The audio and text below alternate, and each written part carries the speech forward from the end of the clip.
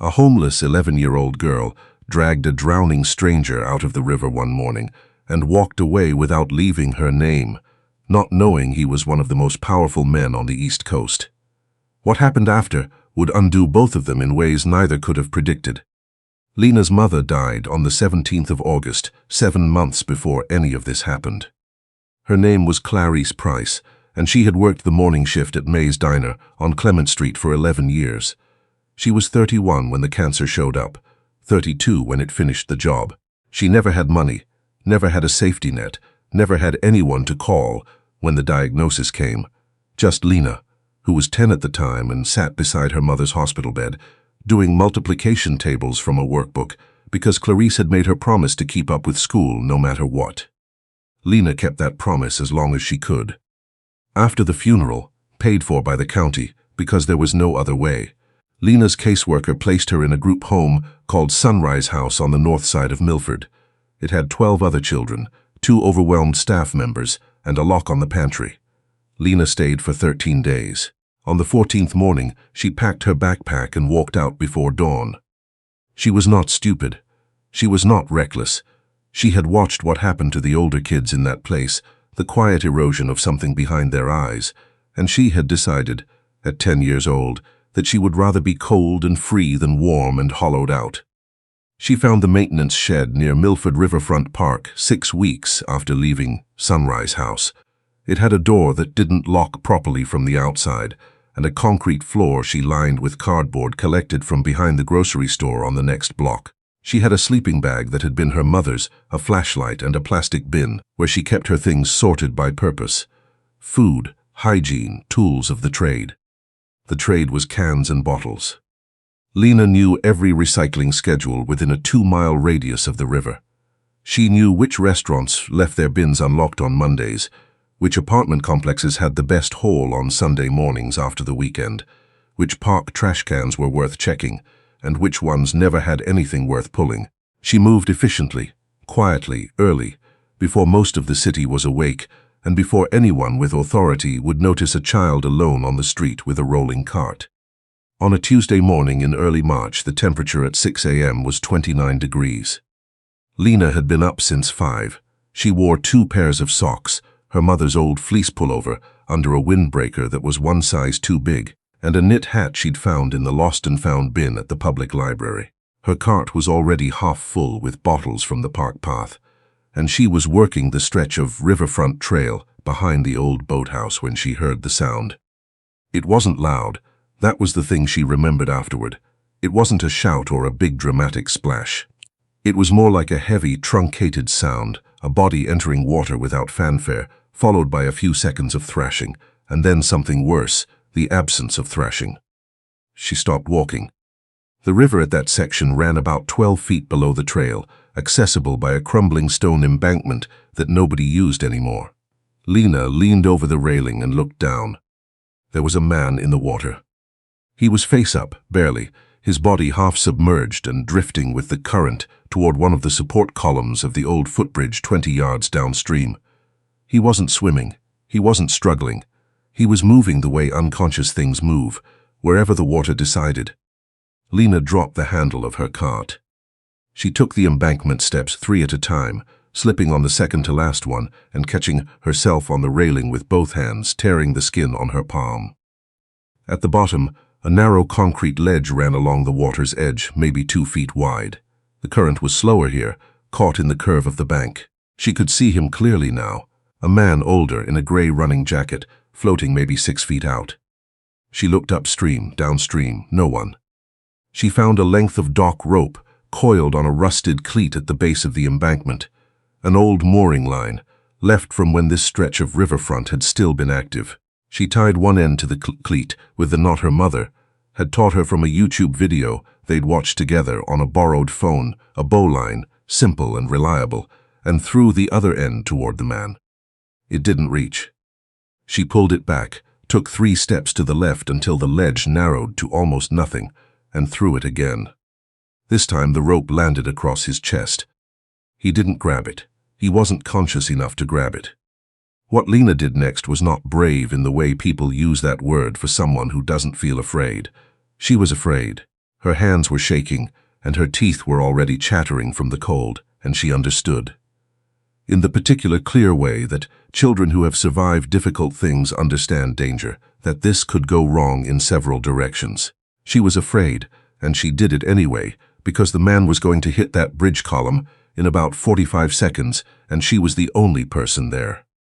She tied the rope around her own waist, waded into her hips, grabbed his jacket collar with both hands, and pulled. The cold hit her like a wall. She made a sound she had never made before, something involuntary, from deep in the chest, and then she shut her mouth and pulled. He was heavy. She was 83 pounds. But the rope held, and the current was helping more than it was fighting. And after about 90 seconds that felt like a separate, elongated lifetime, she got him to the ledge and over it, and they both collapsed onto the concrete. She lay there for a moment, gasping. Then she sat up and looked at him. He was breathing. That was the first thing she checked. His chest was moving. His lips were bluish, and his face was the color of old chalk, but he was breathing. She checked his mouth the way she'd seen done on the CPR poster at the library, found it clear. She tilted his head back slightly. She couldn't carry him up the embankment, but she could get someone who could. There was a woman who jogged this stretch most mornings, silver-haired, always at the same time. Lena scrambled back up the steps, lungs burning, soaked from the waist down, and ran. She found the woman 200 yards north and got the words out. "Man in the river, he's breathing. Bottom of the embankment." The woman had a phone out before Lena finished the sentence. The paramedics arrived in 8 minutes. By the time they did, Lena had gone back down to the ledge, taken off her windbreaker, and laid it over the man's chest. The fleece underneath was wet now too, but she kept it on because the windbreaker did more good on him than on her, and sat beside him to make sure he kept breathing. He didn't wake up until she was almost certain he was going to be okay. His eyes opened slowly, unfocused, and settled on her with the glazed look of someone trying to remember where they were. "You're at the bottom of the Milford River embankment," she said. She had thought, while waiting, about what would be useful to hear in that situation. "You went in the water. The paramedics are coming." He stared at her. "Can you tell me your name?" she asked. A long pause. "Harmon." "Okay, Harmon, I'm Lena. Try to stay still." He looked down at the windbreaker on his chest. He looked at her wet clothes. He looked at the rope still tied around her waist. She'd forgotten it was there, and then back at her face. "You pulled me out," he said, not a question. "Yes." He closed his eyes for a moment, like a man doing an accounting he couldn't quite complete. The paramedics came down the embankment then, and the next several minutes belonged to them. Lena untied the rope from her waist and stayed out of the way, wringing water from the hem of her fleece. One of the paramedics glanced at her. "You okay, sweetheart?" "I'm fine," she said. He was the one in the water. They wanted to check her too. She let them take her temperature and look at her palm and tell her she needed warm clothes. She said she had some nearby. Harmon was loaded onto a stretcher. As they lifted him, he turned his head and found her. "Wait," he said to the paramedics, then to Lena, "Come with us, please." "I can't," she said. "Why not?" She didn't have a good answer for that, not one she wanted to give, so she said, "I have things to do this morning." He held her gaze for a moment longer than felt comfortable, and she could see him trying to understand her, trying to locate her in some category that made sense, and not quite getting there. "At least tell me where to find you," he said. "The riverfront," she said, which was true, and also not an address. And then they took him up the embankment, and she was alone on the ledge, with the rope and the sound of the water. She retrieved her cart, finished her route, and turned in her cans at the recycling center on Broad Street for $6.40. She bought a packet of instant oatmeal and a carton of milk from the corner store, ate it sitting on a bench outside the public library while her clothes dried in what little sun March offered, and told herself she was not thinking about the man in the water. But the truth, which she would not admit until much later, was that she kept thinking about his face, specifically the look on it when he realized she had pulled him out. Not gratitude exactly, more like confusion, as if kindness from a stranger was something he had theorized about but never actually encountered. Harmon Beckett was 57 years old and worth, on paper, somewhere north of $400 million. He had built Beckett Industries from a mid-sized commercial property firm into one of the dominant real estate development companies on the East Coast. 30 years of 18-hour days, of making the call that was strategically correct rather than emotionally easy, of understanding that the market did not care about your intentions, only your results. His ex-wife, Caroline, had used a different word for all of this during the divorce proceedings. She had called it choosing. "You chose the company over us for 26 years, she'd said in the mediator's office, and I'm done pretending that wasn't a choice." Their daughter, Adela, hadn't spoken to him in 14 months. He lived in a penthouse on the 42nd floor of a building he owned in downtown Milford. 4 bedrooms, 3 bathrooms, floor-to-ceiling windows with a view of the river, and the specific silence of a space that no one else ever entered. His housekeeper came on Thursdays. His assistant reached him by phone. He had not cooked a meal in 2 years, not because he didn't know how, but because cooking for one person in a kitchen that size felt like a particular kind of defeat. He jogged every morning at 6 a.m. to clear his head. That Tuesday he had felt the pain in his chest about a quarter mile from the embankment, sharp and then spreading, and he had thought, with surprising calm, oh, he had a cardiac history his cardiologist had been managing for years. He had been told, more than once, to reduce stress. He had understood what that meant and done nothing about it. He did not remember going into the water. He woke up in Milford General with an IV in his arm and a cardiologist who looked significantly less impressed with him than usual. He had suffered a cardiac event. Mild, she said this time, and had been in the river long enough to develop moderate hypothermia. He was fortunate, she said, that someone had been there. He knew exactly who that someone was. He told his assistant, a steady man named Paul, that he needed 2 things: a week cleared from the calendar, and whatever he could find on a child named Lena, who frequented the Milford riverfront. Paul called back 4 hours later. The picture he assembled was not difficult to find once you were looking. Lena Price, 11 years old. Her mother, Clarice Price, deceased 7 months prior. Ovarian cancer, treated late, moved fast. No listed father, no living grandparents. A paternal aunt currently incarcerated in a state correctional facility. Lena had been placed at Sunrise House Group Home in August and had left without authorization in the first week of September. There had been 2 follow-up attempts by her caseworker. Both times, she had not been located. The case was technically open but functionally dormant. 11 years old. 7 months alone.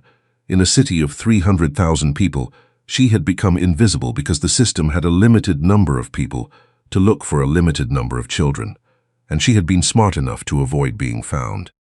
Harmon sat in his penthouse for a long time after reading that. He looked out at the river, the same embankment, visible from here if you knew where to look, and he thought about what she had said when he asked where to find her. The riverfront, said the way you say an address you've long since accepted, matter of fact, without complaint. He thought about the windbreaker she'd laid on his chest. He thought about the rope around her waist. He thought about all the board meetings where he had passed resolutions about urban development projects that would theoretically revitalize distressed communities, the press releases his PR team had crafted, the tax benefits his accountants had calculated, and he wondered, sitting in his 4-bedroom penthouse that no one else lived in, whether he had ever actually seen a single person those projects were supposedly for. He went back to the riverfront on Friday morning. He found her at the recycling bins beside the old boathouse at 7:15, sorting bottles from cans with the practiced efficiency of someone who had been doing it for a while. She saw him coming and didn't startle, just watched him approach with the still, assessing look of a child who has learned to read strangers quickly. "You're out of the hospital," she said. "I am." He stopped a few feet away. He had brought a paper bag, coffee for himself, hot chocolate and a breakfast sandwich for her, and he held it out. "I didn't know what you'd want." She looked at the bag. "You didn't have to do that." "I know." A pause. She took the bag. They sat on the low stone wall near the path. She ate quickly at first, the way people eat when they're used to eating fast, then slowed down when she seemed to remember she didn't have to. The hot chocolate left a small mark on her upper lip that she wiped with the back of her hand. "How's your palm?" he asked. She glanced at it. There was a bandage there, clean, self-applied, fine. "I wanted to find you to say thank you," he said, properly. She nodded, like this was a reasonable thing and also a thing that could now be considered complete. "Lena," he said, "where do you sleep?" She looked at him steadily. "Why?" "Because I looked into your situation." He said it directly, because he had found in the past 2 days that he did not want to be the kind of person who talked around things anymore. "I know about your mother. I know about Sunrise House. I know you've been on your own since September." Something moved through her face. Not fear, exactly. Something more like the brief closing of a door. "You shouldn't have done that." "You're right," he said. "I probably shouldn't have, but I did, and I can't unknow it now." She was quiet for a moment, then, "I'm okay." "I believe you," he said. "That's actually what I can't stop thinking about." He looked at his coffee cup. "You're okay. You pulled a full-grown man out of a freezing river, gave him your jacket, then went and finished your morning like nothing happened. And I live in a 4-bedroom apartment by myself, and I haven't been okay in years." He stopped. "I don't know what I'm trying to say." She watched him. "You're saying it doesn't make sense." "Yes." "It doesn't have to make sense," she said simply. "I didn't pull you out because it made sense. I pulled you out because you were there, and I was there, and you needed help." He looked at her, this girl, 11 years old, holes in her sneakers. "My father used to say everyone has a price," Harmon said. "That was the first thing he taught me about business. Everyone wants something. You just have to find out what it is." Lena considered this. He sounds like he was lonely. Harmon opened his mouth, closed it. "I'm not saying he was wrong that people want things," she continued, tearing off a piece of the last corner of her sandwich. "I want things. I want my mom back. I want a bed that isn't on a concrete floor. I want to go back to school because I liked school." She said this without self-pity, the way you state facts. "But I didn't pull you out to get something. I pulled you out because it was the right thing to do. Those aren't the same." He didn't have anything to say to that. He sat there on the stone wall at 7:30 in the morning, with the river moving past them, and he felt something come loose inside his chest. Not the cardiac kind, but something he suspected had been stuck for longer than he could name. He went home that day and did not open his laptop. He sat in the living room of his penthouse with all the lights off and watched the river from the window for a very long time, thinking about what it meant to do something because it was right, with no calculation behind it. He had not operated that way in 30 years, maybe longer. He could not remember the last time he had done anything that wasn't, at some level, a transaction. Lena had saved his life without running a ledger. And when he tried to imagine any of the people he regularly spent time with, his partners, his investors, the attorneys and advisors and board members, doing what she had done, coming down that embankment in 29-degree weather and wading into a freezing river for a stranger who had nothing to offer them, he couldn't do it. He could not picture a single one of them. The shame he felt was physical. It hurt in his chest, burned somewhere in his throat. He had spent his entire life surrounded by people who moved through the world, exactly the way his father had taught him to, and he had never once stopped to wonder whether there was another way to move through it. It had taken a child with holes in her sneakers and a rope around her waist to show him that there was. He went back to the riverfront 3 more times before he said what he actually wanted to say. Each time he brought food, and each time they talked, about her mother mostly, because she liked talking about her mother, and because he asked about Clarice in a way that felt like he genuinely wanted to know. Clarice Price had made the best breakfast sandwiches in Milford, according to Lena. She had taught Lena to identify bird species by their calls. She had laughed at her own jokes before she finished telling them. She had been 31 years old, and she had worked hard every single day of her adult life, and Lena talked about her like she was the most important person who had ever lived. Which to Lena, she was. On the 4th visit, Harmon brought a woman named Dr. Ingrid Moss, a family advocate he had contacted through a social services organization that his accountant had once asked him to consider donating to, and which he had declined, and which he now felt quietly ashamed about. Dr. Moss was not threatening. She was a small woman with reading glasses on a beaded chain who did not talk down to children and who had been navigating the intersection of legal and care systems for 20 years. She shook Lena's hand and did not make promises she couldn't keep. "I'm not here to take you anywhere you don't want to go," she said. "Then what are you here for?" Lena asked. "To listen first, and then to figure out what's actually possible." Lena looked at Harmon. He had told her the visit before that he wanted to help, not to rescue. He had been careful about the word, and she had said she would think about it, and she had, with the serious consideration she brought to everything. "I don't want a group home," she said. "That's understandable," Dr. Moss said, "and it's not the only option." What followed was slow, and not simple, and not cinematic. There was paperwork and meetings with her dormant caseworker, who looked relieved and mortified in equal measure. There were processes involving Lena's incarcerated aunt, who signed a form and asked, through the facility coordinator, if Lena was okay. Lena said, "Tell her yes," without bitterness. There was a licensed foster family in the Milford Heights neighborhood, a couple named the Abbotts, both teachers, with a spare bedroom and a dog named Cracker, who had been certified for 2 years and never matched. Lena met them on a Wednesday in April. She came back to tell Harmon about it the next morning at the river. "The dog is ridiculous," she said, but she was almost smiling.